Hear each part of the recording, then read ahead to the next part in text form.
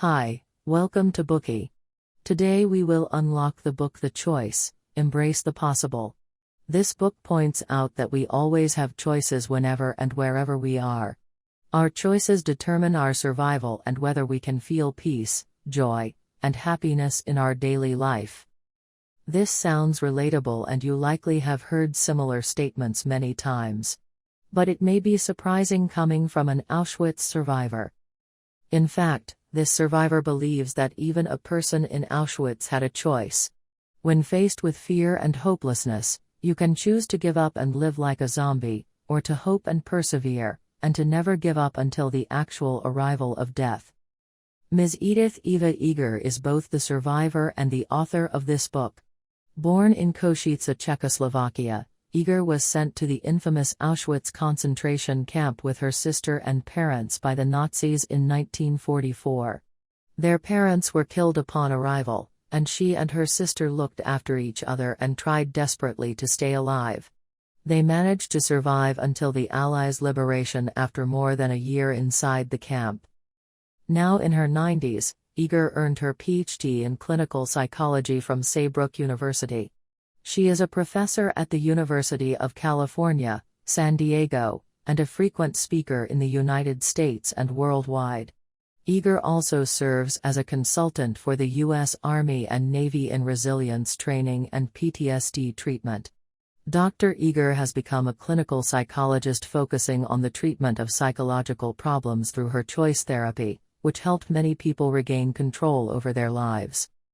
Ms. Eger's story reminds us of Viktor E. Frankl, who is too an Auschwitz survivor and who wrote a monumental classic, Man's Search for Meaning. We have reviewed this book in one of our bookies. As they both are survivors of Auschwitz, how does Ms. Eger's story differ from Mr. Frankl's? The main difference is that they entered the camp at different ages.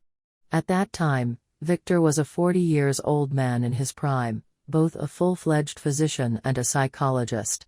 So he had sufficient spiritual strength and knowledge base to keep him alive and find the meaning of life. Edith, on the other hand, was only 16 when she entered Auschwitz. She was still an innocent little girl, yet she had to face a much tougher psychological challenge than Viktor to some extent. Fortunately, she also made it out of the camp alive. By the time Edith was rescued, she only weighed 32 kilograms and was extremely frail both physically and mentally.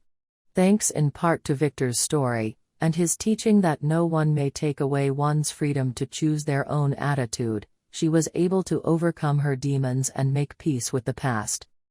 Next, we will uncover for you the best bits from the book in 3 parts. Part 1, Were there choices to make in Auschwitz? Part 2, Hard choices for survivors. Part 3, Healing herself and others with choice therapy. Let's take a look at the first part of this bookie. Were there any choices to make in Auschwitz? Ask yourself this question: if you were locked up in that hell known for its inhumanity, what choices would you have? Maybe you can't think of an answer. Nowadays, we live in a peaceful and free world, yet we sometimes would say I'm left with no choice. But is it true? We begin this section with this question because we want to reflect on this phenomenon with you. Are we really left with no choice when facing adversities? Could it just be an excuse we tend to make? Dr. Eger tells us through her personal experience that you do have a choice. Even in Auschwitz, you would have the freedom to choose because no one could take away what you have put in your heart. Next, we will take a look at how Edith and her sister Magda sustained themselves in the concentration camp until the fall of the Nazis through 3 major decisions. The first decision that Edith made was to cling fiercely to life to see the next day. Her idea might be a bit more difficult than it sounds at first, but it was practical enough. If she had thought about getting out of Auschwitz alive, she would have fallen inevitably into an abyss of anxiety and despair over time because she had no control over events.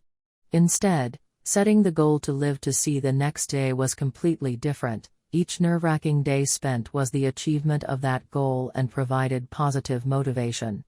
In this way, Edith